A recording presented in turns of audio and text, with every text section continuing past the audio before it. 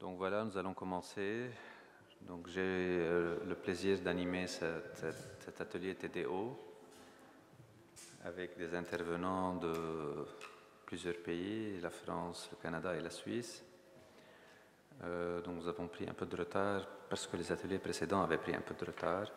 Donc nous allons commencer tout de suite avec Marie-Geoffrey Roustide qui va parler des forces et faiblesses du modèle français en matière de traitement TDO et prévention des overdoses. Marie-Geoffrey Roustide est sociologue, chercheur à l'INSERM dans le Centre d'études des mouvements sociaux. Elle est aussi directrice du programme Sciences sociales, drogue et société à l'EHESS. Merci Marie. Merci. Bonjour à toutes et à tous. Donc, je vais vous présenter les forces et les faiblesses du modèle français en matière de TAO et de prévention des overdoses. Et donc, je suis ravie d'être ici avec des collègues de tous les pays. Ça nous permettra d'échanger sur nos différents modèles. Alors, tout d'abord, quelques éléments sur le modèle français d'accès au TSO et sur ses forces. Donc, en France, la réduction des risques s'est construite en fait dans un mouvement de crise, dans un moment de crise sanitaire et émotionnelle, celle des décès du VIH au milieu des années 80 et au début des années 90. Et les traitements de substitution aux opiacés étaient alors, et le sont encore aujourd'hui, un des outils de la RDR et du modèle français de RDR. Donc, dans les années 80, on a un changement de paradigme vis-à-vis du jugement moral vis-à-vis de l'usage de drogue, et on a une fin de l'exigence d'abstinence qui était la seule option proposée pour les usagers de drogue avant cette épidémie de VIH. Pour qu'ils accèdent aux soins, il fallait qu'ils soient abstinents. Et en fait, la crise du VIH va permettre l'accessibilité au TSO à partir de 1994-1995. Et donc, ce qui a permis l'existence de ce modèle et la mise en place des TSO en France, c'est la force des alliances communautaires entre les militants du VIH et de l'humanitaire, les personnes qui consomment des substances, les professionnels de réduction des risques et du soin, et la consolidation également de l'addictologie comme une discipline en France dans les années 80 ont favorisé cette diffusion des TSO. Alors, d'autres éléments ont contribué à ce modèle français. Le fait que la France ait une politique pérenne de réduction des risques portée par des financements publics qui facilitent l'accès à la méthadone en XAPA.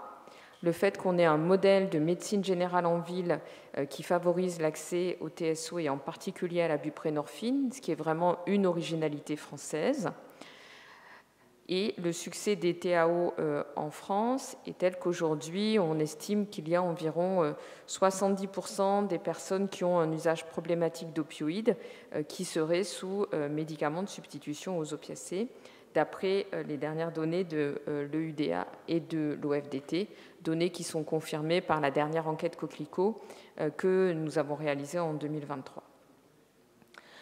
Donc, un autre élément qui est important à préciser, c'est que dans les années 80, au moment de cette crise du VIH, quand les mesures de réduction des risques sont mises en place, et en particulier donc les TAO et les seringues, les usagers de drogue vont s'emparer de ces outils pour se protéger des maladies infectieuses et également pour se réinsérer et pour réguler leur usage de substances. Et aujourd'hui, les TAO, dont la méthadone, sont un très fort outil de protection des overdoses face à une nouvelle crise qui existe aujourd'hui, qui est la crise des overdoses opioïdes, qui touche les États-Unis et également le Canada. Nos collègues du Québec pourront nous en parler, mais pour lequel, fort heureusement, la France, pour le moment, est encore protégée. Alors voilà, d'après les dernières données de l'enquête OFDT, l'évolution des TAO en France, de l'accès aux TAO, donc de 2014 à 2023. Donc on voit qu'on a progressivement un rééquilibrage qui s'est fait entre la méthadone et la buprénorphine au dosage, alors qu'auparavant, on avait vraiment une très grande majorité de patients qui étaient sous buprénorphine. Concernant la situation européenne en matière de traitement agoniste opiacé, les données de l'Agence européenne des drogues nous montrent que la France, ah oui, c'est vrai, il y a un petit... La France qui est là en rouge se situe donc à un niveau très élevé d'accès au TAO par rapport aux autres pays européens. Et puis, concernant la situation en matière d'overdose, même si en Europe, aujourd'hui, on a une augmentation des overdoses, en particulier dans les pays d'Europe du Nord, et si on élargit à l'Europe géographique au Royaume-Uni, on voit que la France fait partie des pays comme le Portugal également, relativement protégés vis-à-vis des overdoses, puisque plus le bleu est clair, moins il y a d'overdose. Alors, un des outils qui permet de prévenir les overdoses, c'est la question de la méthadone. Et donc, avec une collègue américaine qui s'appelle Honora Englander, et également avec l'équipe de Benjamin Rolland, on a travaillé l'année dernière sur un projet qui s'appelle le projet François, qui visait à comparer la situation américaine et la situation française. Et l'objectif, c'était de voir comment les États-Unis pouvaient apprendre de la France concernant notre accès à la méthadone. Donc en fait, ce que nous avons montré avec Honora, donc les résultats de l'enquête ont été publiés dans Substance Use and Addiction Journal en 2025, c'est qu'en France, concernant les traitements de méthadone, l'engagement du patient dans les soins, contrairement aux États-Unis, était vraiment considéré comme la première priorité. Alors qu'aux États-Unis, la priorité, c'était plutôt l'abstinence. Et donc, en fait, les entretiens que nous avons menés, puisque cette enquête a été réalisée par entretien, montraient qu'il y avait un souci très fort vis-à-vis de l'engagement du patient dans les soins et dans son traitement. Le deuxième élément, qui fait écho à ce que je viens de dire, c'est qu'en France, attendre ou imposer l'abstinence pour les patients sous méthadone était considéré comme quelque chose qui pouvait être délétère. Alors ça ne veut pas dire qu'il n'y a pas de recherche d'abstinence si les patients le souhaitent, mais en tout cas, contrairement aux États-Unis, il n'y avait pas d'imposition d'abstinence. Les traitements méthadone étaient plutôt perçus par les médecins que nous avons interrogés comme, et les acteurs de terrain comme un moyen d'améliorer la vie des patients, de réguler leur usage, mais avec l'idée que imposer l'abstinence, si le patient ne le souhaite pas, pouvait être délétère. L'autre élément très intéressant qui est ressorti de cette étude, c'est qu'on a montré que le modèle français de méthadone s'appuyait sur un équilibre entre la flexibilité et également un encadrement qui favorisait l'engagement des patients dans les soins et la qualité des soins. Alors qu'aux États-Unis, cette flexibilité était beaucoup moins importante et cette structuration, ce cadre beaucoup moins important, puisque on a vu sur la question sur la thématique de la crise des overdoses opioïdes, qu'une des raisons de la crise, c'est l'absence d'encadrement pour la délivrance des médicaments opioïdes. Donc, aux États-Unis, on a un paradoxe, c'est-à-dire très peu d'accès au TAO.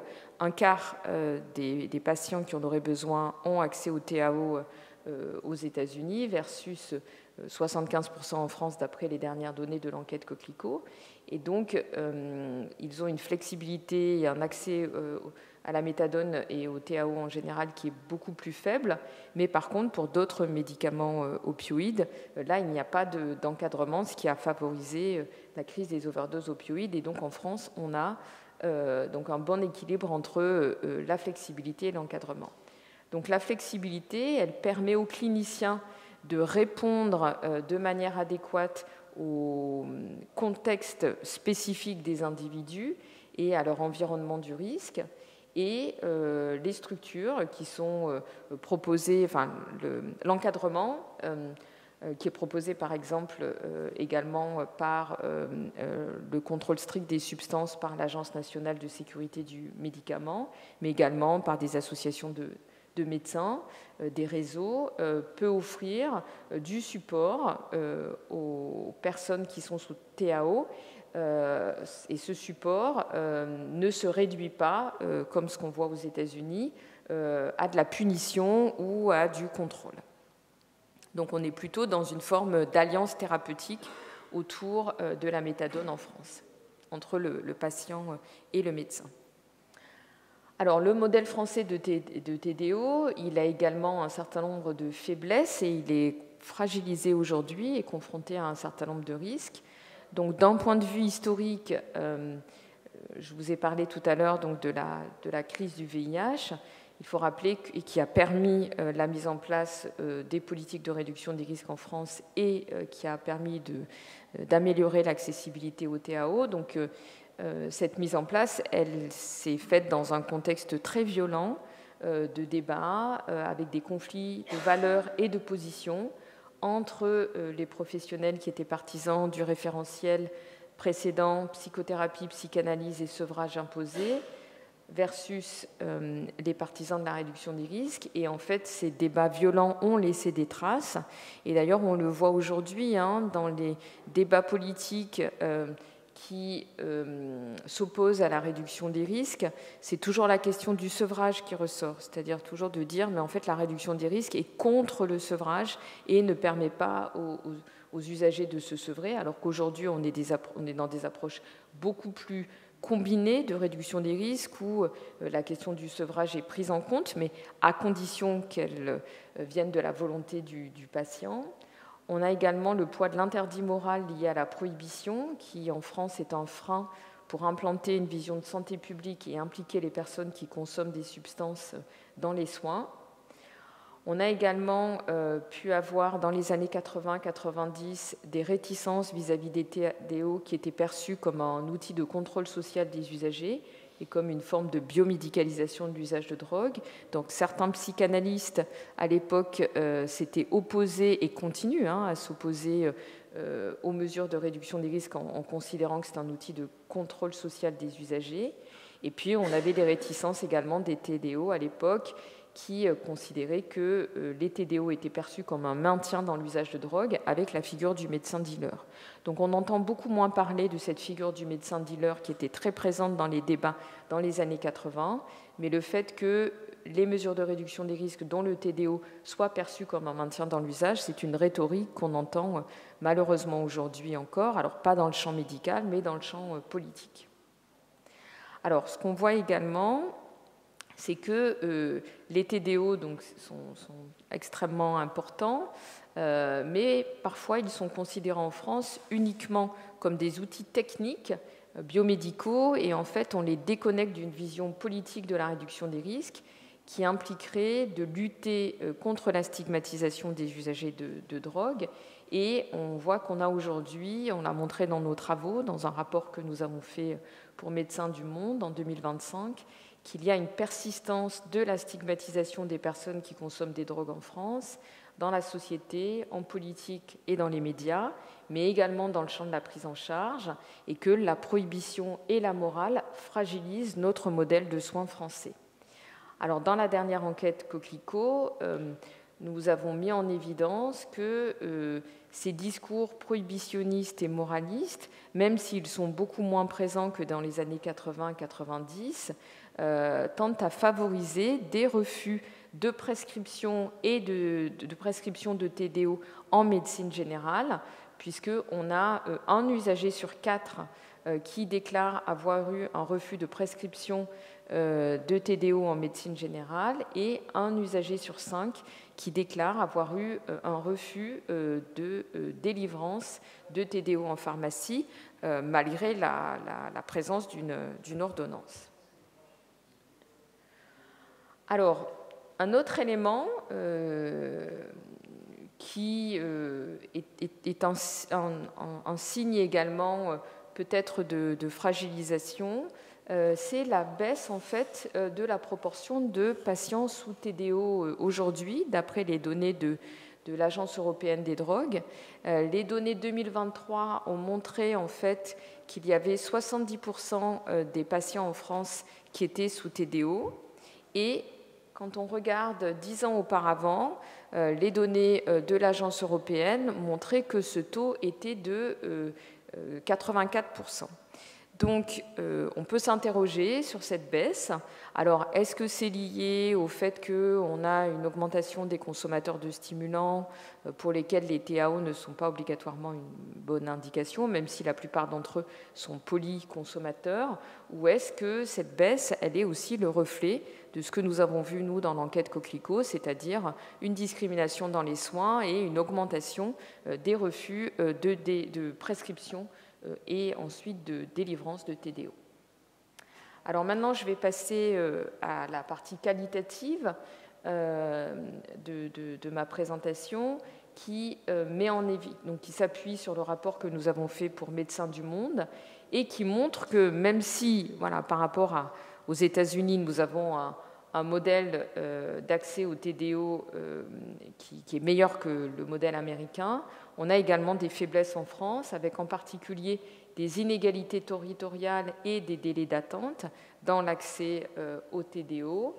Donc je pense que je ne vais pas lire les citations parce que ça va peut-être rallonger et que voilà, il est important qu'on puisse aussi poser des questions, mais les diapositives seront accessibles sur le site de THS. Donc on a des inégalités territoriales et des délais d'attente dont nous font part les professionnels que nous avons interrogés et également les personnes utilisatrices de substances. Et on a également des inégalités territoriales concernant le seuil d'accès à la méthadone, c'est-à-dire des villes, des régions dans lesquelles on va avoir des bus méthadone, un nombre important de médecins qui vont pouvoir prescrire, un nombre important de XAPA également qui prescrivent, et puis d'autres zones territoriales où le seuil d'accès sera beaucoup plus élevé et avec des personnes qui vont se retrouver à acheter de la méthadone sur le marché noir parce qu'elles ont du mal à trouver un médecin prescripteur. Alors on a également ce qui nous a été rapporté, donc des contraintes qui ne sont pas toujours adaptées aux conditions de vie des personnes, en particulier pour les personnes qui vivent dans la rue et pour lesquelles ce n'est pas toujours évident de pouvoir aller tous les jours dans les centres, puisque avec des vies où les personnes vont être amenées à dormir dehors, le fait de se lever à heure fixe quand on a des conditions de vie qui sont très difficiles et donc un sommeil très coupé, c'est beaucoup plus compliqué de pouvoir respecter les horaires. Et donc en fait, le fait pour certains centres de devoir venir chercher son traitement tous les jours à la même heure peut constituer un frein dans l'accès au traitement. Et puis, ce qui est ressorti également dans notre enquête, c'est qu'il y a un équilibre à trouver entre les contraintes et la sécurité vis-à-vis des seuils d'accès, et puis des problèmes de délivrance de TDO qui sont aussi liés à des changements de génération de médecins et également à des pénuries de médecins. Donc deux éléments un peu différents, mais qui ont également des points communs, c'est-à-dire on avait auparavant donc des médecins qui, dans les années 80-90, avaient connu la période VIH et l'hécatombe du VIH avec des décès de patients et qui étaient des militants dans l'accès au TDO. Et on a des nouvelles générations de médecins.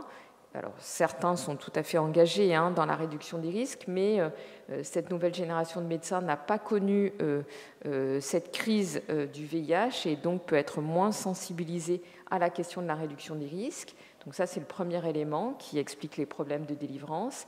Et le deuxième élément, c'est la pénurie de médecins.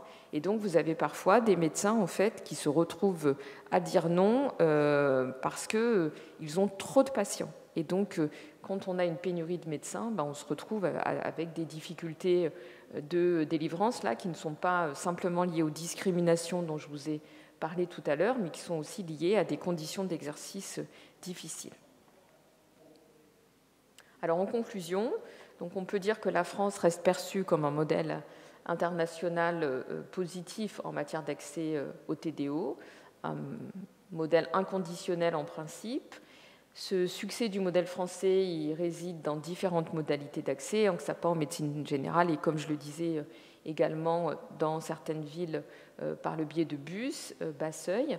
On a un modèle qui a un bon équilibre entre flexibilité et encadrement, qui peut être un attracteur de soins, en particulier pour les publics les plus vulnérables. Ce modèle réglementé prend théoriquement en compte les contextes d'usage en proposant des dispositifs à la fois à haut seuil et à bas seuil d'exigence, mais en pratique, on voit des inégalités territoriales importantes qui existent dans les pratiques et tous les usagers ne peuvent pas bénéficier de TDO aujourd'hui et on a des points de blocage et des limites qui persistent, un retard dans la diversification des TDO en France, en particulier concernant l'accès au sulfate de morphine, et des tentations de restriction d'accès, donc les discriminations dans les soins dont j'ai parlé tout à l'heure, qui sont liées à la fois au changement de génération de professionnels, à la pénurie de médecins et également à l'augmentation des mouvements populistes en France et en Europe qui ne favorisent pas la mise en place des politiques de réduction des risques. Et pour terminer, quelques publications de l'équipe que je pourrais mettre à votre disposition si vous le souhaitez. Je vous remercie pour votre attention.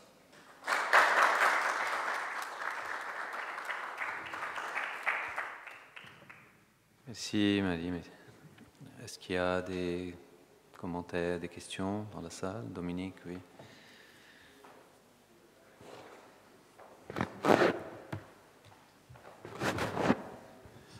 Merci pour votre exposé. Donc c'est vrai que dans les premières slides, je suis Dominique Lamy, je suis médecin généraliste en Belgique, et donc parallèle avec la France, on a à peu près les mêmes soucis. Et donc c'est vrai que dans les premières slides, donc, vous mettiez évidemment les problèmes de difficulté, quand vous avez relevé dans l'étude Coquelicot les refus de délivrance. Après, vous le corrigez dans la deuxième étude en disant bah oui, une des réponses, c'est parce qu'il y a pénurie de médecins, que ces médecins sont des généralistes qui ont des activités. On vit la même chose en Belgique et qui dit moi, je ne vais pas prendre un patient en plus que je vais devoir voir toutes les semaines, tous les 15 jours, et donc qui prend des créneaux horaires, parfois en ne venant pas aussi. Donc c'est de la complexité. Mais ce qui m'intéresse plus, c'est quelle solution est-ce qu'on peut mettre par rapport à ça? Parce que, évidemment, quand nous, en Belgique, en 90, on a commencé la méthadone, on s'était fait fort de dire que si chaque généraliste prenait 2 usagers en charge, ben, on couvrait tout le territoire et il n'y avait plus de file active, il n'y avait plus de demande, il n'y avait plus de problème, quoi. Ça a marché, hein. Peut-être pas pour tous les généralistes, mais on avait quand même un engouement qui suivait effectivement tout ce que vous expliquez. Mais aujourd'hui, on n'est plus que 2 ou 3 pour 100 000 habitants. Et ça pose problème parce qu'on n'a pas de solution. Je réponds. Donc merci pour votre question. C'est une question complexe, hein, et donc je ne sais pas si je suis la meilleure personne pour y répondre. Mais moi, ce que je peux vous dire à partir des études que je mène, donc c'est ce qu'on voit, donc c'est ce changement générationnel, hein, vraiment qui est très fort. Alors, bon, il y a des éléments qui n'ont rien à voir avec la question des addictions, mais il y a la question, alors on appelle plus ça numerus clausus, mais le fait de pouvoir rendre plus facile donc, le concours PASS pour les médecins en France, parce qu'en fait le nombre, la possibilité pour les jeunes qui le souhaiteraient de devenir médecin est extrêmement réduite. Donc voilà, donc en fait il y a un élément politique qui va bien au-delà des addictions, qui devrait permettre de faciliter l'augmentation du nombre de médecins. Il y a une autre piste qui est en train d'être expérimentée en France, dans quelques régions, c'est la possibilité pour des pharmaciens de délivrer des TDO. Donc en fait, ça peut être une piste. Je sais que, alors il n'est pas dans la salle, mais Mathieu Chapuis à Lyon, qui est pharmacien, est impliqué dans cette expérimentation. mais il est à la conférence, donc ceux qui le souhaitent pourront échanger avec lui sur ce sujet. Et je pense quand même que renforcer la formation des médecins et travailler sur les questions de déstigmatisation des usagers de drogue est également un point important, hein. Nous, on a eu des entretiens qui montraient quand même des représentations très négatives, hein, des usagers de drogue comme un mauvais patient qu'on ne veut pas prendre en charge. Et puis, toujours sur cette question de la déstigmatisation, faire en sorte que les discours politiques les discours et les actions politiques soient moins axés sur la prohibition, parce que nous, dans les entretiens qu'on a menés, on a des professionnels de santé, que ce soit des pharmaciens ou des médecins, qui nous disaient « mais moi, j'entends partout que l'usage de drogue est interdit et qu'il faut faire la chasse aux consommateurs, donc je n'ai pas envie d'entretenir leur usage en délivrant des TDO ». Donc voilà, il y a aussi un travail à faire aussi sur l'organisation politique.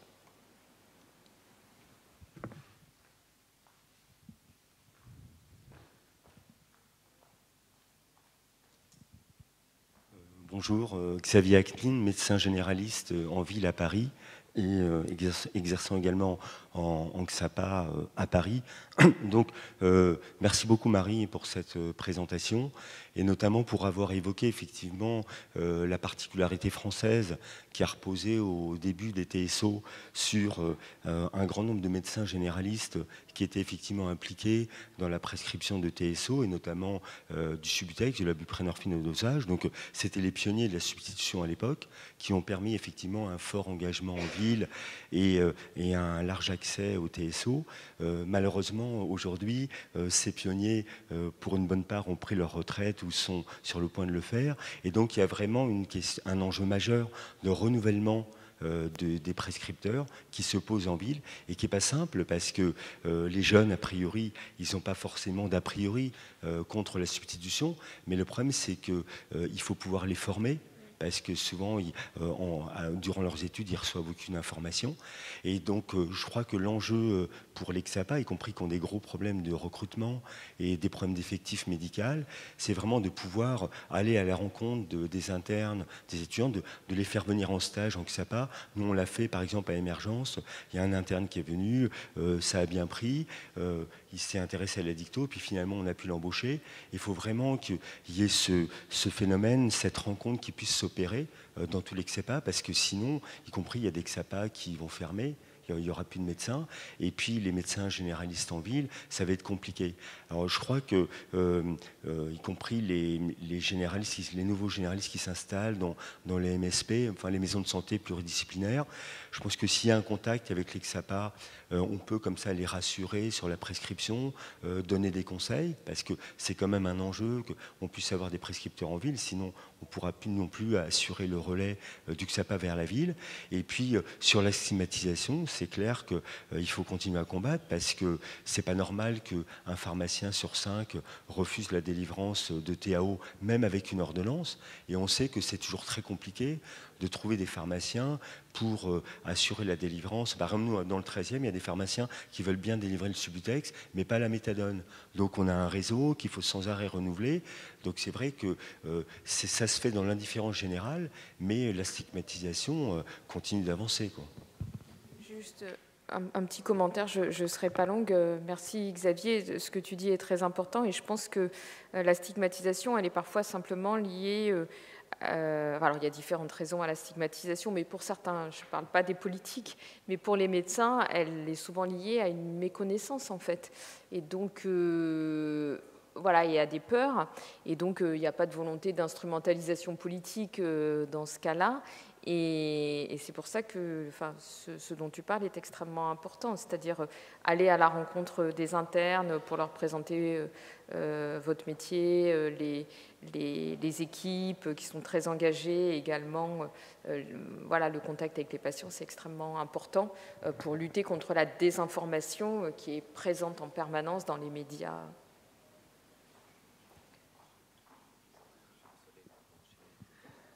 Non, je suis désolé, mais on doit enchaîner, on est déjà d'un an. On peut peut-être garder s'il y a des questions supplémentaires à la fin.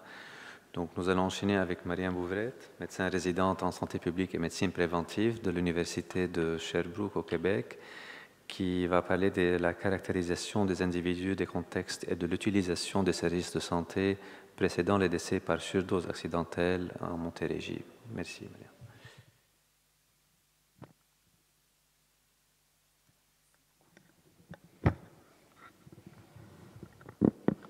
Bonjour. Donc, vous aurez compris que je suis québécoise. Je vais tenter de parler assez lentement là, pour vous adapter à mon accent. Donc, je merci de nous recevoir aujourd'hui. Ça me fait plaisir de venir vous présenter les résultats sommairement de mon projet de maîtrise que je fais dans le cadre de ma résidence en santé publique et médecine préventive. J'ai la chance également d'avoir ma directrice de maîtrise, Julie Laulier, qui est ici, qui va vous parler là, dans peu de temps. Également David Martin-Milot, qui m'a supervisé dans le cadre de ma maîtrise. Nos affiliations, l'Université de Sherbrooke, Direction de santé publique de la Montérégie, Centre de recherche Charlemagne et l'Institut universitaire sur les dépendances à Montréal. Ce sera un plan de présentation plutôt classique pour un projet de recherche. Puis la problématique, donc, c'est vraiment ciblé sur la crise des surdoses que vous connaissez quand même bien, qui est un important enjeu de santé publique au Canada et au Québec. J'ai mis une petite image là, montrant l'Amérique du Nord avec le Canada en haut et le Québec, qui est une province francophone à l'est du pays. Donc, au Canada, c'est plus de 50 000 décès qui ont été liés aux opioïdes depuis 2016, qui est quand même un nombre important. Également, au Québec, près de 2400 décès qui ont été reliés à une intoxication suspectée aux opioïdes ou à d'autres substances psychoactives entre 2018 et 2022. Évidemment, la crise peut être accentuée aussi avec la pandémie de COVID-19 qu'on a vécue dans les dernières années, puis un changement continu des substances en circulation. On a vu en Amérique du Nord beaucoup le fentanyl, des analogues comme le carfentanyl, puis maintenant les nitazènes encore plus puissants. Donc, c'est en constante évolution. La Montérégie, qui est une région du Québec, est également touchée là, par la crise des surdoses. C'est la deuxième région la plus importante là, en termes de nombre de surdoses, après Montréal, qu'on voit au milieu, là, la petite île, qui est souvent plus connue. Par contre, la Montérégie, vous voyez, a 3 couleurs, donc 3 territoires distincts au sein de la Montérégie, qu'on appelle les CIS, les Centres intégrés de santé et services sociaux. Ce qui amène une complexité dans l'organisation des services de santé comparativement à Montréal. Aussi, Montréal a développé beaucoup de services avec le temps, ce qui est un petit peu moins le cas pour la Montérégie. Puis ici, au milieu, on voit Longueuil, qui est une ville la plus peuplée là, de la région de la Montérégie. Rapidement, quelques concepts que, encore une fois, vous maîtrisez probablement, mais savoir que les substances psychoactives, auxquelles je réfère par SPA à certains endroits dans la présentation, c'est des substances qui vont modifier une ou plusieurs fonctions du corps et du système nerveux central. Généralement, on les classe en 3 grandes catégories: dépresseurs, stimulants, hallucinogènes ou perturbateurs. Certains mettent aussi les antipsychotiques dans une classe à part, ça dépend un peu des classifications. Puis quand on parle des surdoses, c'est vraiment une dose plus importante d'une substance que ce que l'organisme peut supporter. Quand c'est des substances dépressives, généralement, c'est un arrêt de la respiration qui va mener au décès, alors que les stimulants, c'est plutôt une arythmie, un trouble du rythme cardiaque qui va mener au décès. Puis on voit un effet additif des substances. Donc, plus on consomme de substances, plus on se met aussi à risque de conséquences graves, dont le décès. Avant de mener mon projet, j'ai fait une recension des écrits, une revue de la littérature, avec une stratégie de recherche basée sur 3 grands concepts: les surdoses, les utilisateurs de SPA et l'utilisation des services. Les principaux constats que je ressors, c'est un sujet qui est en émergence. Là. 80% des études étaient après 2016, donc assez dans les 10 dernières années. Puis les études rapportaient quand même des difficultés à recenser les surdoses, dans le sens où c'est important d'utiliser différentes sources de données, les registres des décès, les données médico-administratives, parce que chaque pays fonctionne un peu différemment, puis il faut d'abord identifier les décès par surdose pour être capable de faire des recherches ou des études sur ces décès-là. Aussi, l'utilisation des services tournait beaucoup autour de l'urgence, des centres de réadaptation en dépendance ou de désintox, puis des traitements là, pour la dépendance.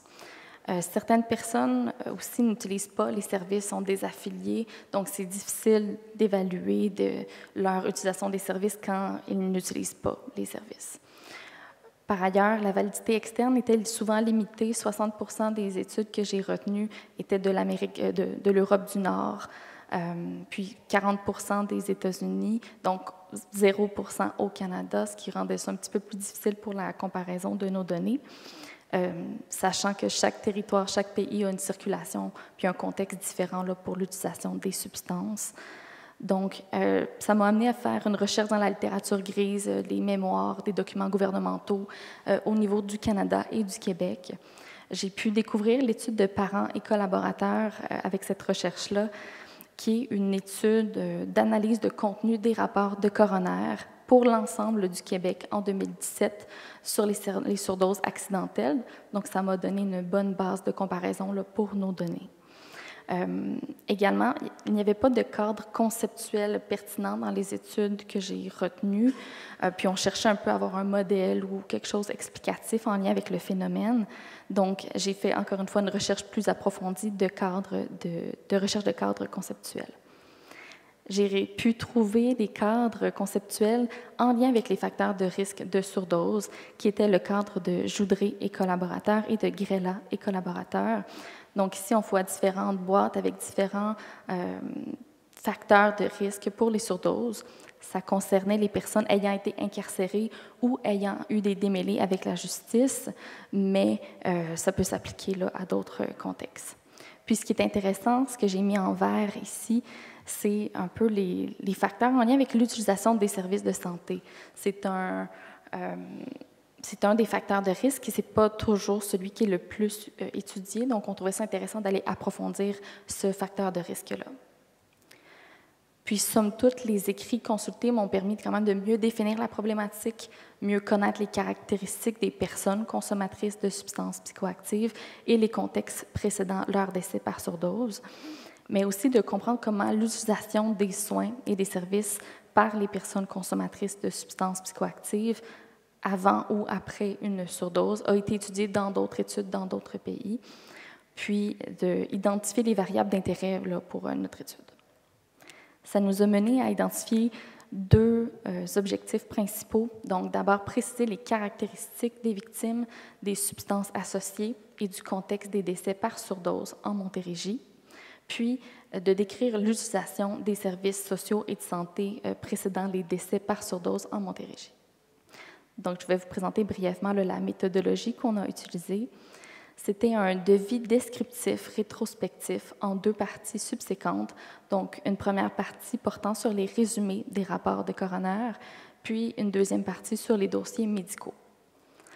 Les critères d'inclusion pour la première partie sur les rapports de coroner, c'était en lien avec des décès par surdose accidentelle. Donc, on a exclu tous les décès volontaires, les suicides ou les décès jugés indéterminés par les coroners. Pour des décès qui étaient survenus entre février 2018, qui est le moment où il y a eu une enquête épidémiologique en lien avec les décès par surdose en Montérégie, et février 2023, qui était la date de ma maîtrise. Ça concernait les décès des victimes de 18 ans et plus, donc on exclut les personnes mineures. Puis ça concernait les personnes ayant une adresse associée à une résidence principale en Montérégie au moment du décès. On a essayé de le formuler de manière à être inclusif des personnes en situation d'itinérance. Donc, les gens ne devaient pas être propriétaires ou locataires d'un logement en Montérégie pour pouvoir être inclus dans l'étude. Nous avons développé une grille d'extraction de données, un grand tableau Excel avec plus de 180 colonnes variables, donc beaucoup d'informations qui ont pu être collectées. Puis, il y a quand même une validation de l'instrument avec l'ensemble de l'équipe de recherche.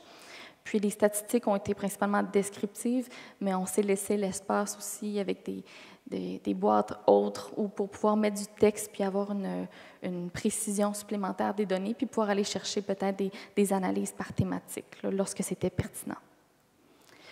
Pour la deuxième partie de l'étude, sur les dossiers médicaux, d'abord, les personnes devaient avoir été identifiées dans la première partie de l'étude, mais puis leur rapport de coroner devait suggérer une utilisation des services dans au moins un des établissements en Montérégie-Centre dans les 3 années précédant le décès.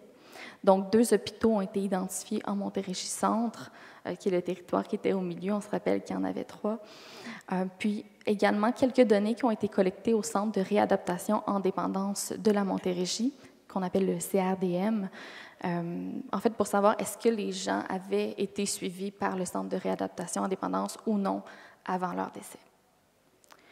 Donc, encore une fois, un document d'extraction de données a été développé et validé, puis on a analysé les données. Maintenant, la partie intéressante, là, les résultats. Donc, 222 décès par surdose accidentelle ont été répertoriés en Montérégie entre février 2018 et décembre 2022. On voit ici un peu la répartition des décès. Donc, c'est vraiment un phénomène qui est continu à tous les mois. Là, il y a des décès.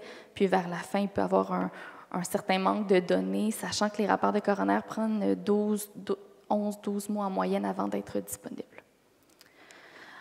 Maintenant, la répartition des décès en Montérégie, on voit Longueuil, qui est la ville en rouge avec le plus grand nombre de décès, considérant la densité de population plus importante.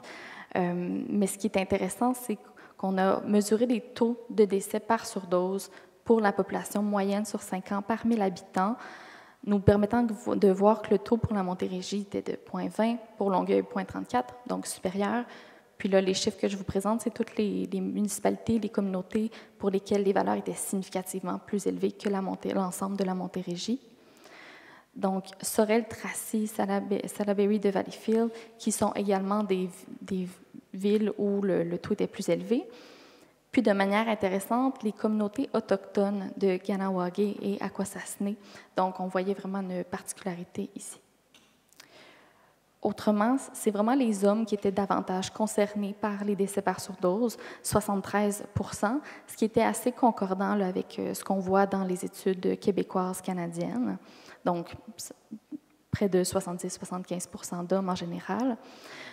Puis également la moyenne d'âge autour de 45 ans, qui était aussi là, assez ce qu'on voit dans l'ensemble du Québec, avec des hommes légèrement plus jeunes là, que les femmes. Fait intéressant, 45 dans 45 % des cas, il y avait eu au moins un témoin de l'intoxication avant le décès. Donc, c'est quand même significatif. Puis, on voit que de nombreuses comorbidités, des problèmes de santé qui sont rapportés par les rapports de coroner, 82 % qui rapportaient un certain problème de consommation. Ça, ce n'est pas nécessairement un diagnostic d'un médecin là, spécifique, mais plus une problématique connue rapportée par l'entourage ou un professionnel de la santé. Puis 54 % de problèmes de santé, 46 % des problèmes de santé mentale. Donc, c'est quand même des chiffres importants. Pour ce qui est des substances et des classes de substances trouvées aux analyses toxicologiques après les décès, évidemment, les opioïdes qui sont la substance la plus prévalente, en 53 %, mais aussi beaucoup de benzodiazépines, antidépresseurs à 39 %, des antipsychotiques à 26 %, des stimulants, là, cocaïne, méthamphétamine autour de 30 %, cannabis 20 %, alcool 24 %. Puis, fait intéressant, l'alcool était la seule substance identifiée aux analyses toxicologiques dans 4 % des cas. Donc, quand même, il n'y avait pas d'autres substances identifiées. Évidemment, les substances nommées ici ne veulent pas dire qu'elles étaient la cause du décès. C'est juste ce qui a été trouvé là, dans le sang ou l'urine de la personne après son décès. Puis pour les opioïdes, c'est 16 % environ de fentanyl qui était trouvé, puis moins de 5 % de nitazène. On aurait pu s'attendre à un peu plus, mais c'est quand même des chiffres, je pense, supérieurs à ici. Puis sinon, le méthadone qui était quand même assez rare également. Pour ce qui est de l'utilisation des services de santé, notre objectif 2, on voyait que plus de la moitié des personnes avaient eu au moins un contact avec le réseau de la santé et des services sociaux avant leur décès. Donc, quand même, 42% dans l'année, 21% dans le mois et 14% dans la semaine précédant leur décès. Donc, les gens auraient pu là, être attrapés avant. Également, de nombreuses consultations en lien avec la consommation ou ses conséquences, mais aussi beaucoup de consultations en lien avec d'autres comorbidités, d'autres problèmes de santé complètement.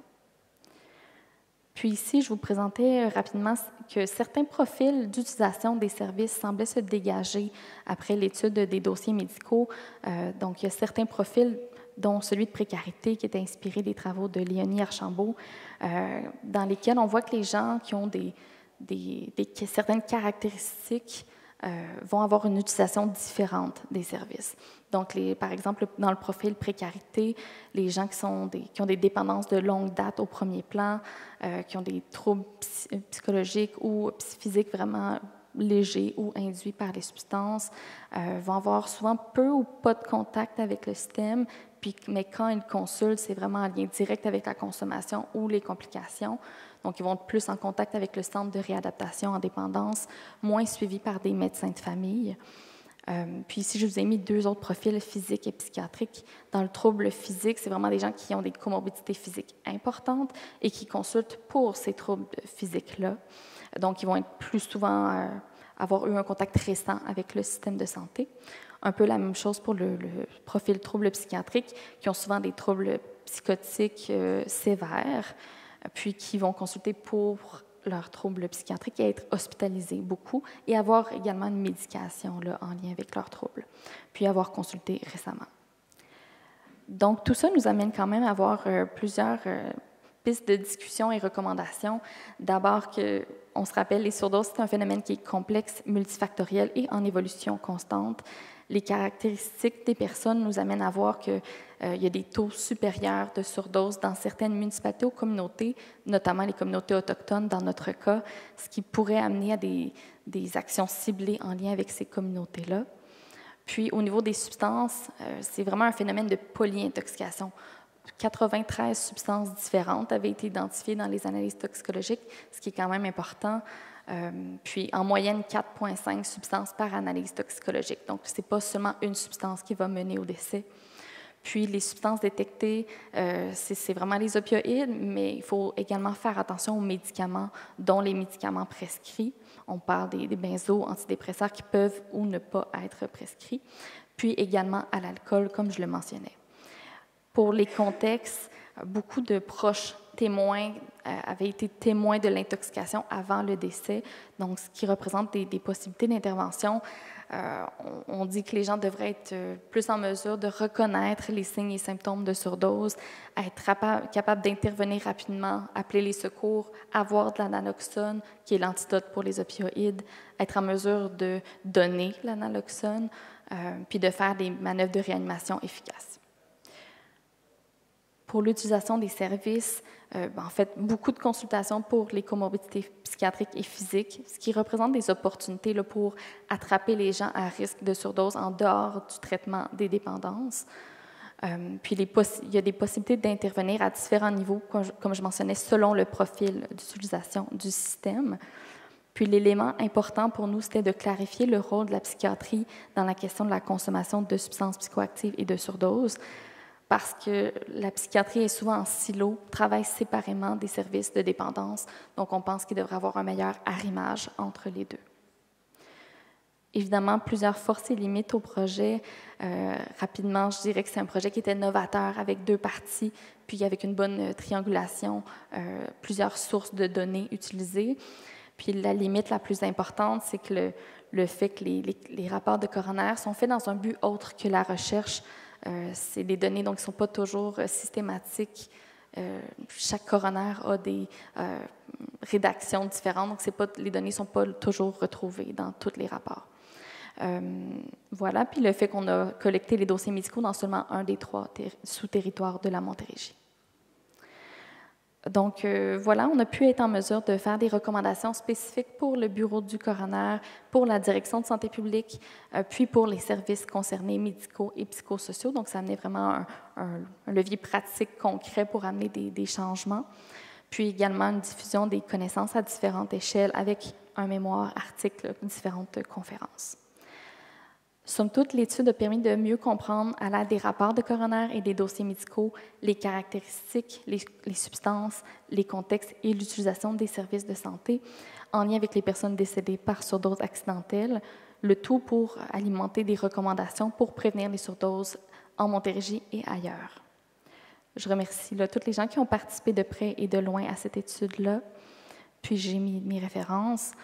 Le lien pour mon mémoire également, si vous souhaitez avoir plus de données sur le Québec. Donc, je vous remercie pour votre écoute. Puis, je vais être prête à répondre aux questions.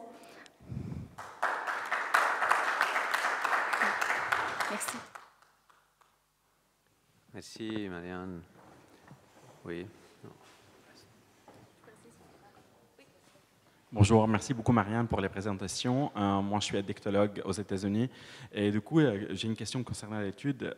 Vous avez mentionné que le taux à Longueuil, en fait, c'est beaucoup plus élevé concernant la surdose par rapport aux autres petites villes en Montérégie. Et c'est seulement à cause de la population à Longueuil ou peut-être il y a des autres facteurs parce que c'est un petit peu une grande ville, il y a plus d'accès pour les substances, il y a plus de SDF.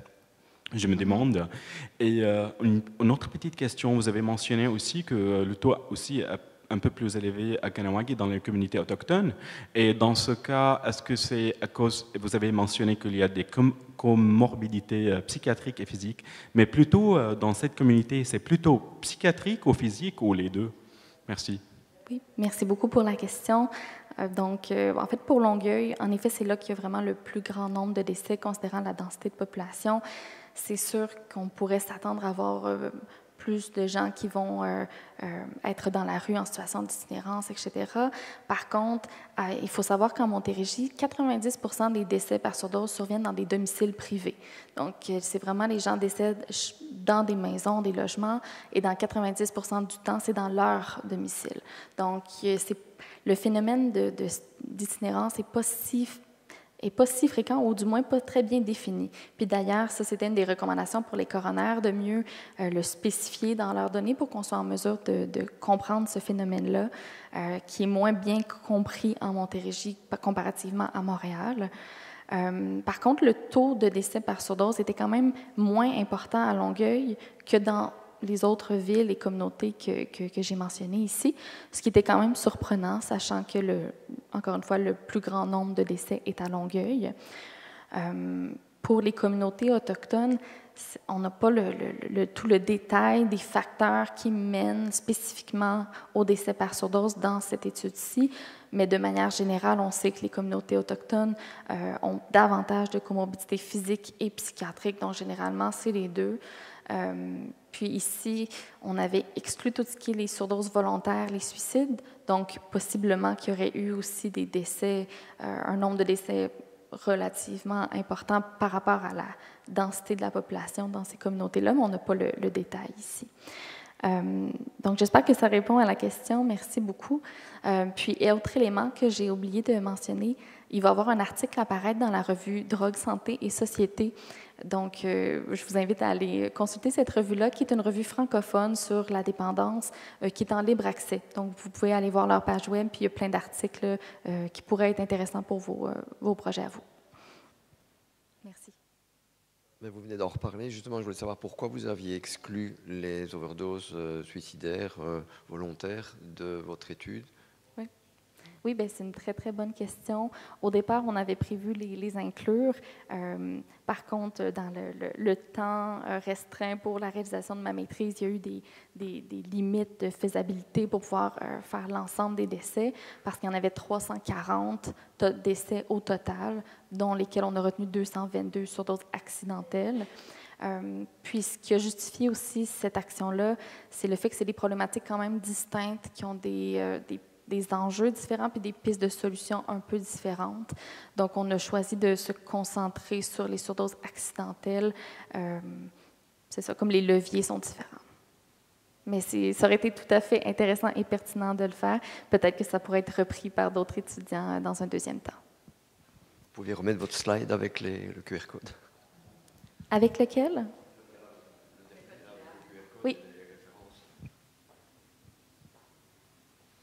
Voilà. Merci Marianne. Donc on va shifter dans la même continuité de l'expérience des surdoses en Montérégie. Julie Lossier, médecin spécialiste en santé publique et médecine préventive, professeur titulaire à la faculté de médecine de l'Université de Sherbrooke et aussi président du comité gouvernemental de vigilance du cannabis au Québec. Merci Julie. Merci beaucoup. Est-ce que c'est moi qui dois afficher la... Désolée. Mais ça, c'est pas ma présentation. Ah, merci. Génial. Donc, merci, bienvenue. Effectivement, je m'inscris tout à fait en continuité avec le projet de maîtrise que Marianne vient de vous présenter. En fait, je vous présente une expérience de partenariat citoyen avec des utilisateurs de substances qu'on a souhaité faire pour bonifier notre intervention comme direction de santé publique en prévention des surdoses. Vous allez voir que j'avais la même diapo pour décrire la Montérégie, donc je ne passerai pas sur cette description. Sinon, pour vous dire que jusqu'à tout récemment, quelques semaines, dans les 10 dernières années, j'étais directrice régionale de santé publique en Montérégie. C'est l'autorité de santé publique. Il y a un directeur régional par région socio-administrative, puis on a un mandat qui est enchâssé dans une loi sur la santé publique de faire de la promotion, de la prévention, de la protection de la santé, notamment la lutte aux surdoses. Donc, Marianne parlait que depuis 2018, il y avait une enquête sur les surdoses, donc c'était en vertu d'un pouvoir qui m'était conféré par la loi. Et c'est dans le cadre de cette lutte aux surdoses qu'on a fait l'initiative de populations partenaires en termes de surdose. Donc, quelques concepts théoriques rapides. On connaît bien, puis ça doit être la même chose en France qu'au Québec, le concept de patient partenaire. Ça fait une 50aine d'années que c'est une approche qui est adoptée, qui est née finalement avec l'évolution des mouvements sociaux, l'évolution des droits des patients, où on a tenté de passer d'une approche très paternaliste, où il n'y a que les professionnels de la santé qui détenaient l'expertise, vers une approche qui était davantage en partenariat, où on reconnaît finalement que le patient a un savoir expérientiel et qui peut autant contribuer à la co-construction des trajectoires de soins. Puis ça vise vraiment une décision partagée. Donc ça, c'est bien ancré dans le système de soins. Par contre, on travaille, nous, dans une direction de santé publique. Donc, on n'a pas d'utilisateur de services de santé, c'est-à-dire que notre patient, comme direction de santé publique, c'est une population qui est géographiquement définie, dans notre cas, la Montérégie. Donc, c'est beaucoup moins ancré dans les pratiques de faire appel à des citoyens partenaires, à faire appel à leur expertise, à leur vécu expérientiel pour bonifier nos interventions, qui sont des interventions en prévention, donc des interventions à visée populationnelle. Donc, d'abord, il y a un vocable à adopter. On ne parle pas de patients partenaires, ce ne sont pas des patients, ce sont des citoyens. Ce sont pour la plupart des gens qui n'ont pas nécessairement un lien avec les services de santé. Donc, le vocable, puis selon la littérature, on peut voir parfois de la participation citoyenne en santé ou en prévention, des citoyens partenaires, de la population partenaire. Dans ce que je vous présente, nous, en Montérégie, on parle d'experts de vécu. C'est un terme qui a été décidé par nos citoyens partenaires suite à une consultation. C'était le terme, selon eux, qui faisait le plus ressortir le fait qu'ils détiennent une expertise au même titre que les experts du système de santé. Donc, pour le reste de la présentation, je les appellerai nos experts de vécu. Rapidement, un peu de théorie autour de la participation citoyenne en prévention, donc en santé publique. Vous pourrez retrouver, j'ai mis le cadre de référence, c'est assez récent, c'est un cadre de référence qui a été développé par la Direction de santé publique de Montréal. Ici, ce que ça vous illustre, c'est que, dans le fond, quand on parle de participation citoyenne en prévention, il y a différents niveaux d'implication. Ces niveaux-là vont avoir des demandes différentes en termes de temps que doivent consacrer les partenaires citoyens, mais ils vont avoir aussi des différences en termes d'implication. On a tendance à voir plus le premier niveau qui est à gauche, genre de la consultation. Donc, aller consulter pour valider une intervention en prévention, c'est beaucoup moins demandant en termes de temps, mais l'impact est beaucoup moins grand. plus de risques aussi d'instrumentalisation, ce qu'on ne veut pas en partenariat. À l'inverse, le partenariat est durable, est à long terme, se définit dès le début du processus, mais a des impacts au niveau de la participation citoyenne qui sont beaucoup plus grands. Pardon. Je ne passerai pas, c'est très petit. En fait, c'est un résumé graphique du dit cadre de référence pour favoriser une participation citoyenne en santé publique efficace. Rapidement, je vous présente que quelques conditions critiques. Puis, ça va être réutilisé, dans le fond, dans l'évaluation qu'on en a fait. Donc, d'abord, il doit y avoir un réel potentiel d'influence. Je vous parlais d'instrumentalisation. On ne veut pas aller chercher de la participation citoyenne ou du partenariat patient si d'emblée, les fins ne peuvent pas être ajustées. Donc, c'est une condition déjà qu'il faut qu'il soit en place.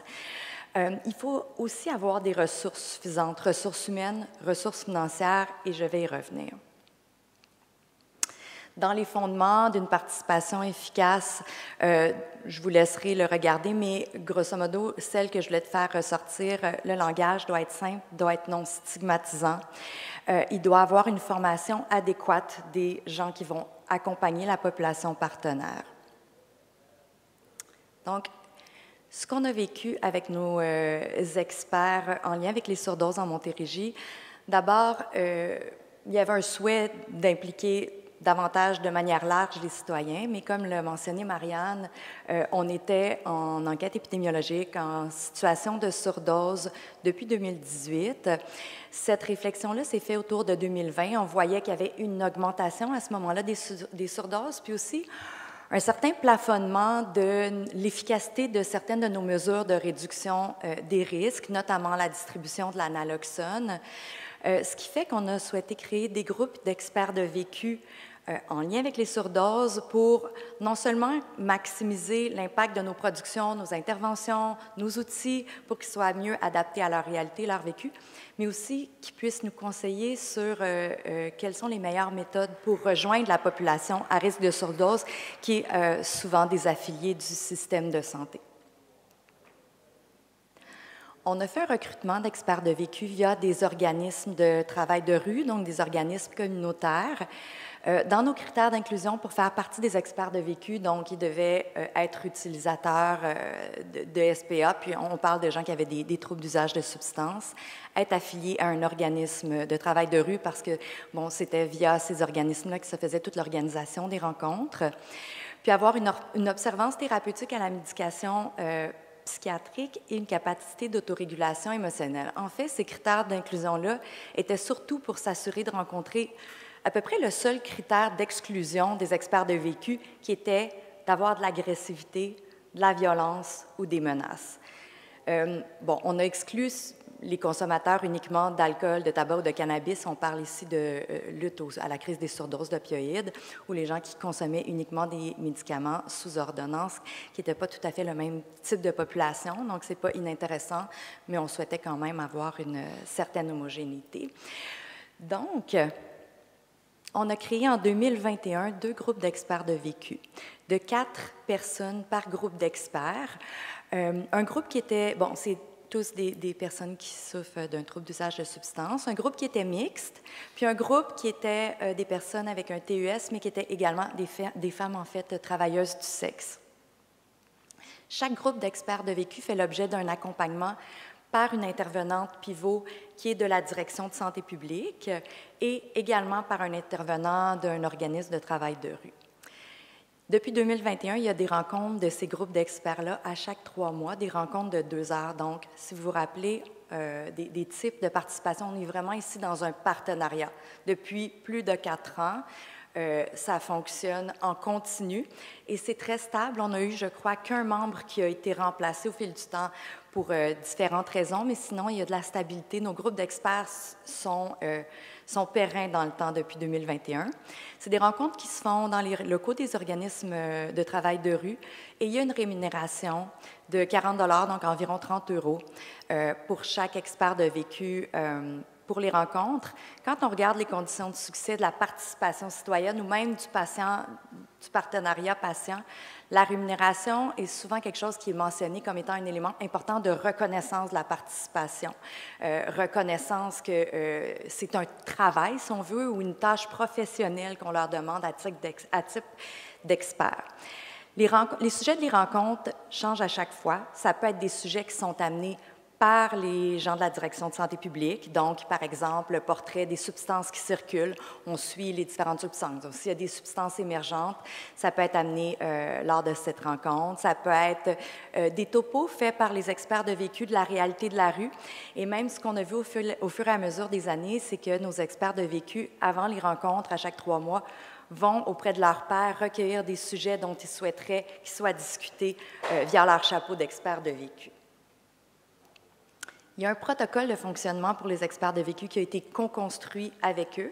Donc, je ne l'ai pas mis au complet, là, mais j'attire votre attention sur le fait qu'il n'y a que vraiment le manque de respect, les propos violents, agressifs qui sont interdits pour la participation aux rencontres. On ne retrouve pas à la participation aux rencontres d'être sobre. C'est-à-dire que les gens peuvent se présenter s'ils ont consommé, dans la mesure où ils respectent la règle de non-agressivité et de violence. Très rapidement, quelques exemples d'actions. Après 4 ans, il y en a eu plusieurs, mais j'en fais ressortir quelques-unes avec des retombées qui en ont découlé. D'abord, naloxone. Contrairement en France, hier, j'ai été un peu surprise lors d'une présentation. Au Québec, la naloxone est gratuite, ne demande pas de prescription médicale. Elle est distribuée par les pharmaciens de façon anonyme, par les organisateurs communautaires de façon anonyme. Il y a même des projets pilotes de distributrices proches des urgences hospitalières qui sont avec distribution gratuite. Par contre, ça ne veut pas dire que la naloxone est connue et qu'elle est demandée par les utilisateurs. Donc, avec nos experts de vécu, on les a formés d'abord sur la naloxone, puis on a discuté avec eux des meilleurs moyens pour rejoindre les utilisateurs. On les a aussi formés sur la loi des bons samaritains en cas de surdose. J'ignore si en France vous avez la même loi, mais nous, il y a une loi qui dit que si une personne appelle les services d'urgence dans une situation de surdose, elle ne peut pas être arrêtée pour possession simple. C'est pas très connu, puis on sait que les utilisateurs ont souvent, et avec raison, des craintes de faire appel aux services policiers.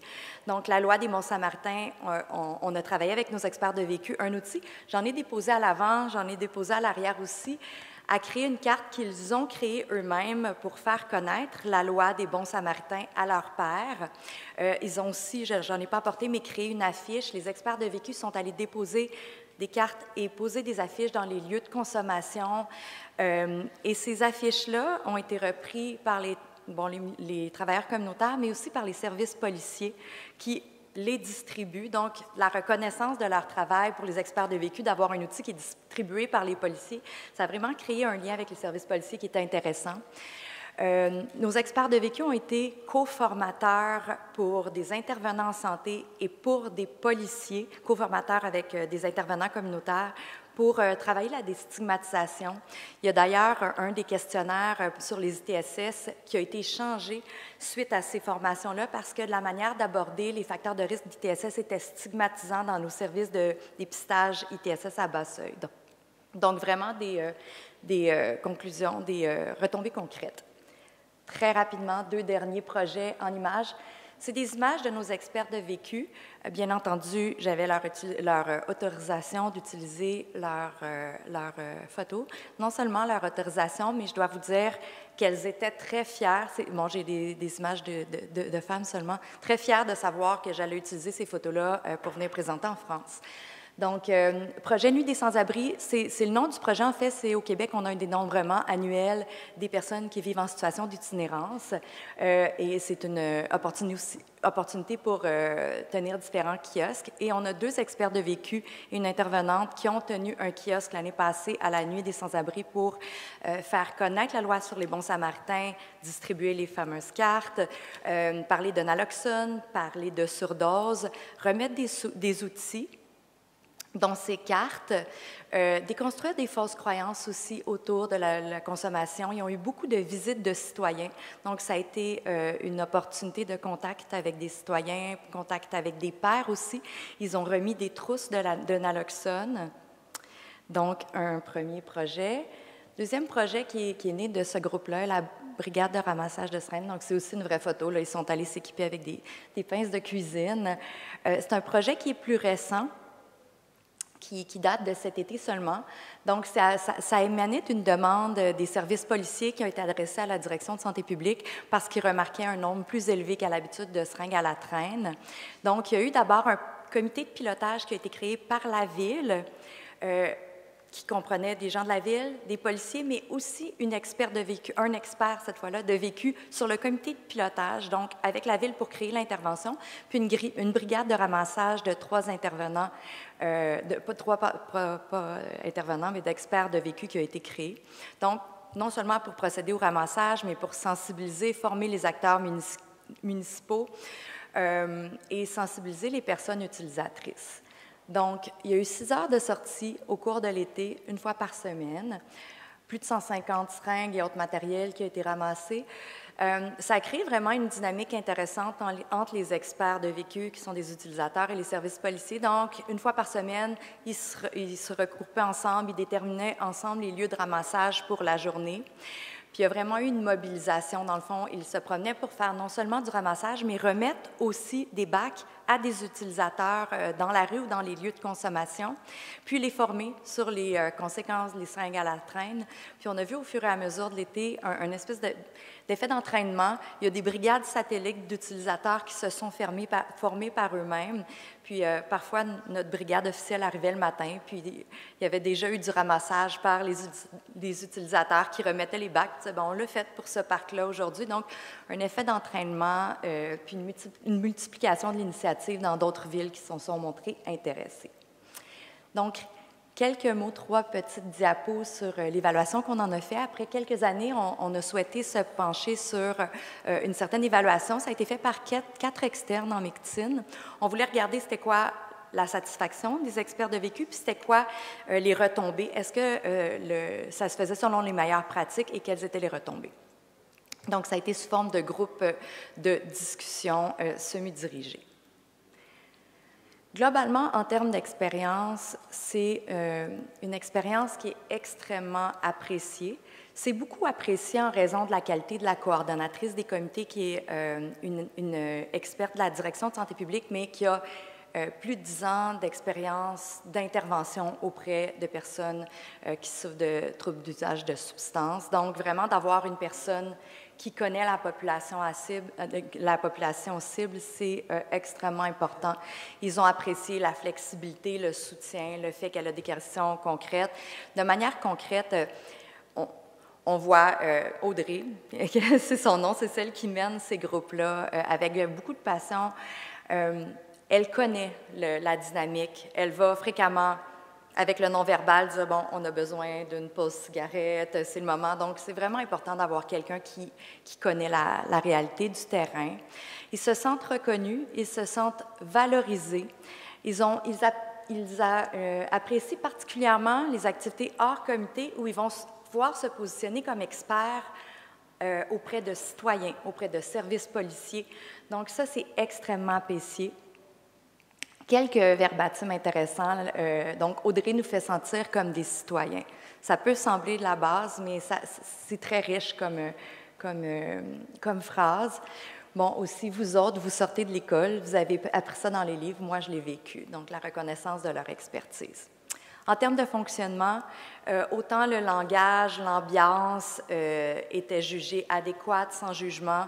Les règlements étaient compris et respectés. Je vous ai parlé tantôt du fait qu'on tolérait, qu'on acceptait la participation même quand on était sous l'influence de substances. On a un participant qui nous a dit « sont assez cool de nous le respecter, même si on est en consommation, que je n'arriverai pas en consommation, je vais respecter le programme. » Donc, intéressant. La rémunération est appréciée. Puis, fait intéressant, on n'avait pas nécessairement, on prévoyait pas nécessairement de nourriture d'emblée lors des rencontres du comité. Puis il y a eu la reconnaissance que les gens souvent arrivaient, manquaient de concentration. Donc, depuis ce temps-là, la coordonnatrice elle-même apporte de la nourriture, puis on peut voir que ça a été apprécié des gens qui ont dit qu'ils étaient plus concentrés. Puis finalement, au niveau des impacts, bon, bien entendu, il y a des impacts communautaires que je vous ai présentés en termes de retombées, développement, transfert de nouvelles connaissances, déstigmatisation, sensibilisation de la communauté, des professionnels. Ici, quelqu'un qui nous disait, l'autre affaire que j'ai aimée, c'est de me faire expliquer la loi du bon samaritain. C'est arrivé, moi, que j'ai dû faire des appels pour du monde. Ils ont peur de l'uniforme. Donc, déjà ça, un effet concret. Également, des effets sur les personnes elles-mêmes. Donc, les experts de vécu, on s'entend que c'est que 8 personnes, mais bon, des effets qui ont impacté directement leur consommation, que ça a permis un bris d'isolement, un changement d'entourage et également un début d'affiliation avec les services de santé. Un expert qui nous a dit « J'aime plus ça, ça me fait peur, la consommation. J'en suis plus consciente. Depuis le comité, ma conso a baissé de 80 ». Et puis, quelqu'un d'autre qui nous a dit « Moi, ça m'a sauvé un peu la vie, à quelque part, dans le sens que j'étais tellement... je m'excuse, c'est petit pour moi.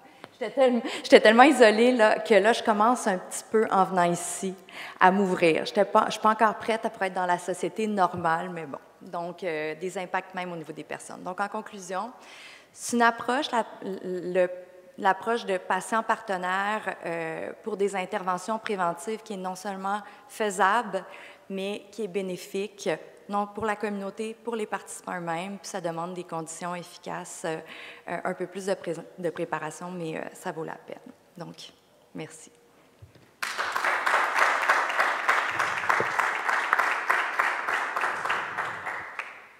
Merci beaucoup pour cette approche vraiment intéressante. Est-ce qu'il y a des commentaires, des questions?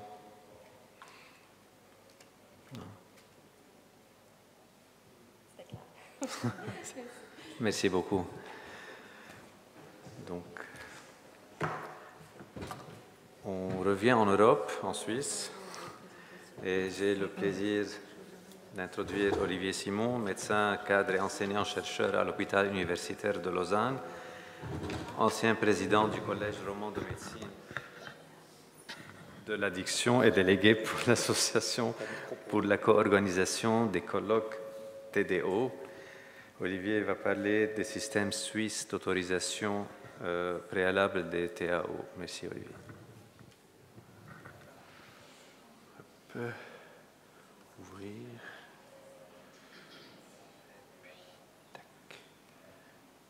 Voilà. Bonjour, je vois qu'on est un petit peu rattrapé par le temps, donc je vais essayer de speeder et de résister à toute tentative de digresser. Donc, merci quand même d'abord à TDO7 et à THS de nous donner l'occasion de partager cette petite recherche en santé publique sur les conditions cadres des TAO en Suisse. Ouf, il faut appuyer où? Vers.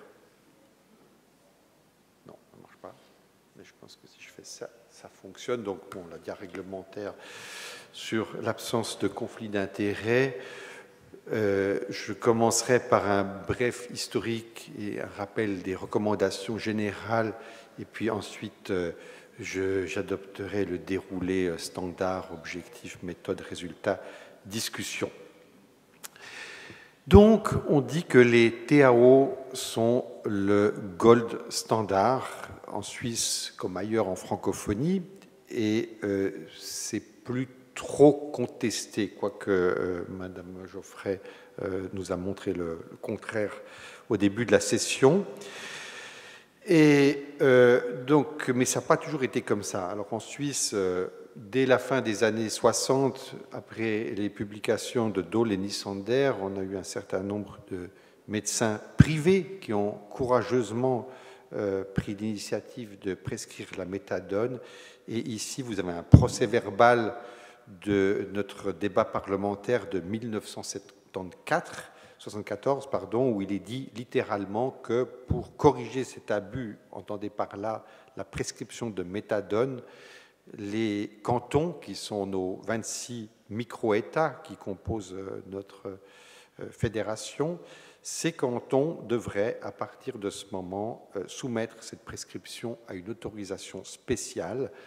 Et ainsi, un système d'autorisation préalable a été introduit en Suisse, comme dans de nombreux autres pays.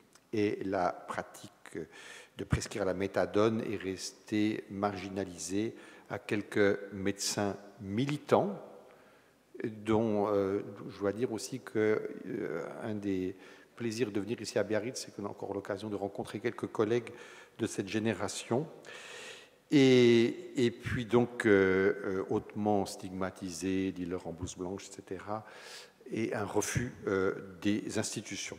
Et il faudra attendre cette crise du VIH et puis la couverture médiatique de notre célèbre Needle Park à Zurich pour que nos autorités se saisissent et que la méthadone soit progressivement reconnue comme une priorité, ce qui a conduit au début des années 90, c'est-à-dire il y a maintenant plus de 30 ans, au cadre de notre politique dite des 4 piliers.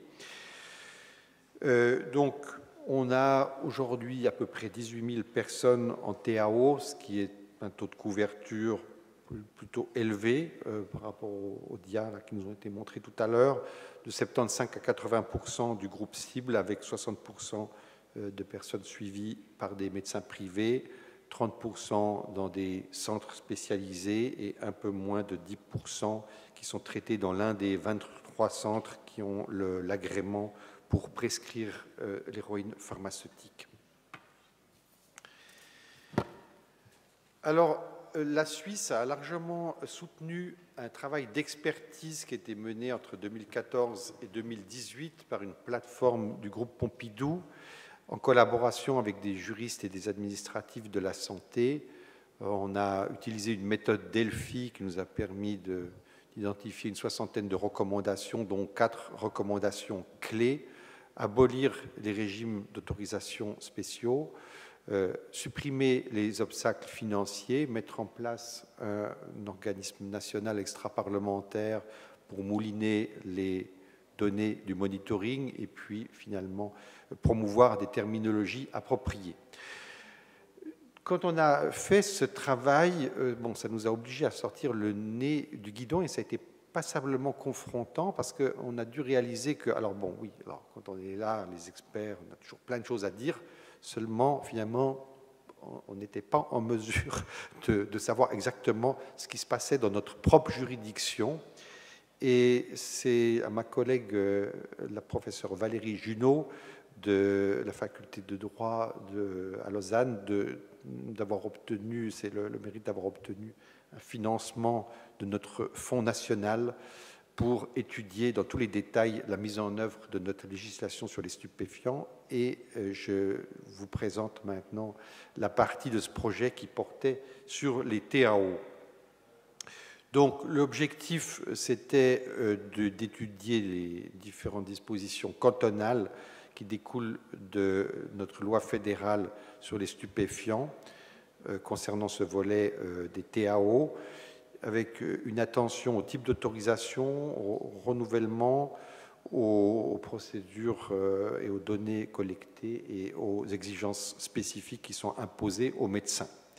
Et il y avait donc un but principal qui était de déterminer comment les exigences légales sont mises en œuvre, d'une part, et puis d'autre part, comment elles sont perçues par nos autorités cantonales. Et l'hypothèse était que la mise en œuvre serait très hétérogène, car les systèmes se sont développés en silo pendant des décennies, avec peu de pression pour les évaluer et les harmoniser. Alors, on a commencé par une analyse approfondie de la littérature qui a déjà été publiée en amont dans ces 2 articles. Et puis, nous avons ensuite choisi d'interroger nos médecins cantonaux et nos pharmaciens cantonaux, qui sont les fonctionnaires chargé d'administrer les tâches attribuées au canton par la loi fédérale. Et puis on a construit un guide d'entretien en 3 parties avec un premier lot de questions préliminaires axées sur le profil des participants, puis ensuite le plat de résistance avec les questions relatives à l'application des dispositions légales, et puis une dernière partie consacrée aux opinions des répondants. Et donc c'était des entretiens semi-structurés d'une durée totale d'1 heure à 1h30, dont la partie TAO représentait à peu près 20-30 minutes enregistrées. Et donc les entretiens ont été faits dans une période un peu particulière, puisque c'était entre juillet 2020 et juillet 2022. Et puis donc tout ça a été codé et transcrit avec l'aide du logiciel MaxQDA. Alors, j'en viens aux principaux résultats. Donc, au total, on a examiné 263 textes juridiques cantonaux avec les mots-clés de notre recherche. Heureusement, nos domaines d'intérêt étaient quand même principalement couverts par une seule loi ou une seule ordonnance cantonale. Et puis, on a recueilli et comparé 21 directives à l'attention des professionnels qui différaient dans leur structure, dans les thèmes et aussi énormément dans le niveau de détail. Certaines directives se concentraient davantage sur les modalités d'administration supervisée, tandis que d'autres concernaient des indications un peu plus étranges comme le choix de telle ou telle molécule ou même des comédications ou des modalités de soutien social. 10% des directives étaient présentées comme obsolètes par les autorités, tandis que 24% étaient présentées par les autorités comme sur le point d'être mis à jour.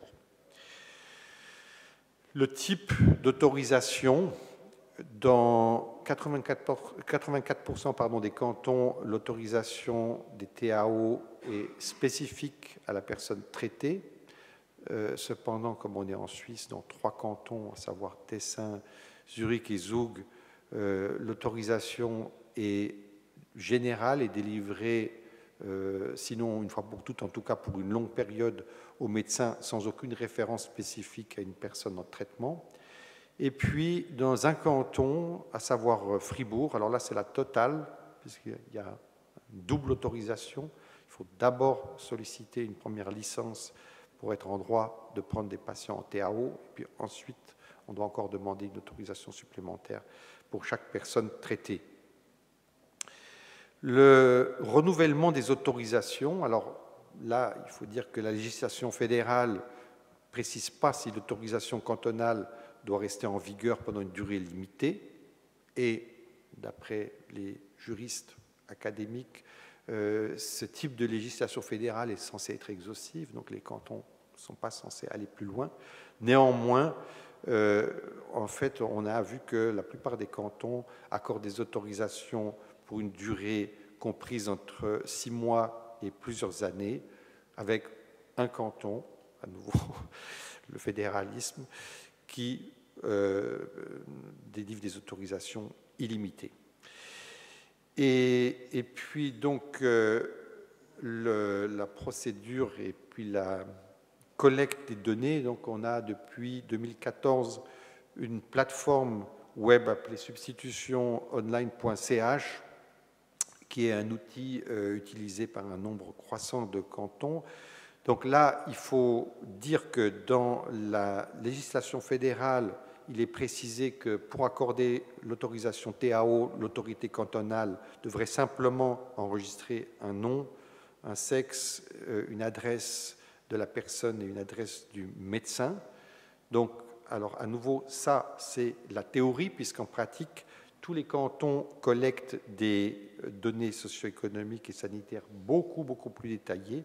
Et les pharmaciens cantonaux nous ont indiqué que souvent, il est demandé également quel opioïde est prescrit, et même la posologie. Et là, sur cette dia, je vous ai mis une capture d'écran de la plateforme qui est utilisée dans mon propre canton, à Lausanne. Et donc, il faut remplir pas moins de 4 pages chaque année. ce qui représente une charge importante. Alors bon, quand vous êtes médecin en milieu institutionnel comme moi, ça passe encore, mais ici, il faut se mettre dans la peau d'un médecin généraliste pressé et stressé, médecin généraliste qui reste la majorité des prescripteurs. Et puis, dans la pratique, il existe plusieurs versions des questionnaires et la formulation des questions varie d'un canton à l'autre, ce qui limite évidemment fortement la possibilité de réaliser des analyses quantitatives au niveau national. Les exigences spécifiques imposées aux médecins, l'ordonnance fédérale stipule que seules les personnes qualifiées peuvent prescrire les TAO, mais finalement, sous l'angle des juristes, ça ne veut rien dire de précis. Donc plusieurs cantons exigent une formation pour les médecins qui souhaitent prescrire des TAO, d'autres pas. Et dans la majorité des cantons, tout médecin titulaire d'une licence professionnelle valide peut établir l'indication et décider du traitement. Mais à nouveau, nous sommes en Suisse, donc dans le canton de Schwyz et dans les cantons de Bâle-Ville et de Bâle-Campagne, vous devez, si vous voulez prescrire un TAO, passer par un centre spécialisé qui est désigné comme centre d'indication. Donc j'en viens à la discussion. Hormis quelques déclarations vagues concernant la nécessité de prévenir le détournement des médicaments, nous n'avons pas trouvé d'explication claire et étayée pour justifier le choix de systèmes différents. Et il est à noter qu'aucun système cantonal n'a finalement réussi à s'imposer et à convaincre tous les cantons de l'adopter. Et il faut dire que lorsque l'autorisation cantonale pour les TAO a été introduite en 1975, le Parlement fédéral a invoqué la prévention des abus et on retrouve dans les documents cantonaux sous différentes appellations, il y a toujours ces trois éléments: garantir les normes et les qualités, et la qualité, prévenir les doubles prescriptions, et puis collecter des données à des fins statistiques. Et si on vient brièvement sur ces trois éléments, bon, pour le premier objectif, garantir les normes et la qualité, alors c'est définitivement pas le rôle des médecins cantonaux, c'est l'affaire en principe des agences de médicaments et des organisations professionnelles. Et d'ailleurs, les médecins cantonaux, de leur propre aveu, ne disposent absolument pas de l'infrastructure nécessaire pour faire ça. Le deuxième objectif, qui est de prévenir les doubles prescriptions, il y a différentes études qui montrent que ça continue d'exister parce que c'est des registres cantonaux. Donc, vous pouvez aller dans le canton voisin, qui n'est pas forcément très loin, pour obtenir une double prescription. Et donc, cet objectif serait évidemment mieux adressé par une database nationale ad hoc. Et puis, concernant le troisième objectif, qui est de collecter des données aux fins du monitoring, donc, évidemment, si les questions sont différentes dans chaque canton, et puis qu'en plus il n'y a pas d'objectif de recherche ni d'hypothèse de recherche, c'est évidemment un peu compliqué. Et bon, alors il faut dire que cette étude qualitative présente évidemment des limites importantes. On disposait d'un temps relativement court pour aborder différents sujets et pas seulement les TAO. Et puis surtout, nous n'avons trouvé aucune donnée disponible pour comparer l'impact effectif des réglementations cantonales sur l'accès au traitement et puis sur son acceptabilité. Alors, on a déjà évoqué plusieurs fois cette préoccupation du déclin des médecins prescripteurs. Ici, vous avez des données du canton de Zurich. Et bon, je pense que les explications sont sans doute en partie les mêmes dans les différents pays. Il y a des changements démographiques, et une baisse de motivation et puis beaucoup d'intérêts concurrents dans un contexte de pénurie croissante de médecins. Donc la charge administrative, ça compte. Et donc, bon, la recommandation, entre guillemets, évidente serait d'harmoniser les réglementations dans les différents cantons, ce qui déjà pourrait réduire un peu la bureaucratie, les doublons et les incohérences. Mais finalement, est-ce que l'harmonisation est réellement l'approche la plus efficace, compte tenu du manque de données qui étaye les effets positifs d'une obligation d'autorisation? Notre Société nationale de médecine des addictions recommande la suppression pure et simple, tout en améliorant le monitoring par le biais d'un régime déclaratif, mais alors conçu dès le départ à des fins épidémiaux. Et puis, la suppression de l'obligation d'autorisation renforcerait le message que les TAO relèvent de la responsabilité ordinaire de tous les professionnels de la santé. La formation au TAO, on l'a déjà relevé, devrait faire partie de la formation de base, formation qui devrait être soutenue par des mesures structurelles, ce qui nous oblige finalement à antichambrer auprès de nos parlementaires pour tenter de replacer ces TAO en tête ou au-dessus de la pile. Et je terminerai là-dessus en vous remerciant pour votre attention.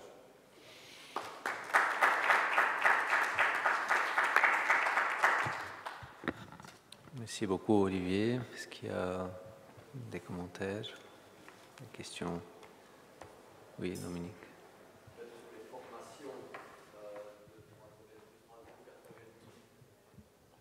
Tu as mis dans un des trucs que pour avoir sa licence, il y a une formation de 3h30 ou 4h30 dans deux cantons. Oui. Oui, alors ça c'est un des grands débats, c'est est-ce qu'il est raisonnable d'exiger une formation de la part des médecins qui prescrivent des TAO? Est-ce que si on fait ça, on ne va pas aggraver notre pénurie de médecins potentiellement motivés à les prescrire, sachant que par ailleurs, il existe beaucoup d'offres qui permettent de se former sur une base volontaire. Alors la dernière trouvaille de nos autorités, et dans laquelle d'ailleurs je suis impliqué, c'est d'essayer de faire un programme qui soit mixte, avec des sessions en présence et ou en hybride sur les plages horaires de midi, avec fourniture de sandwichs et de victuailles diverses, et puis donc un certificat qui serait délivré, la possibilité de le faire dans le désordre, de la façon la plus souple possible. Donc, on verra ça, on aura un retour d'ici quelques temps. Parce que, donc en Belgique, évidemment, c'est libre, donc il n'y a pas d'obligation, même s'il y a une loi qui le met et qui dit qu'il faut être formé, mais qui ne précise pas ce que c'est la formation. Et donc c'était un peu un souci, et donc je voulais savoir si ça s'appliquait chez vous, mais ok, merci.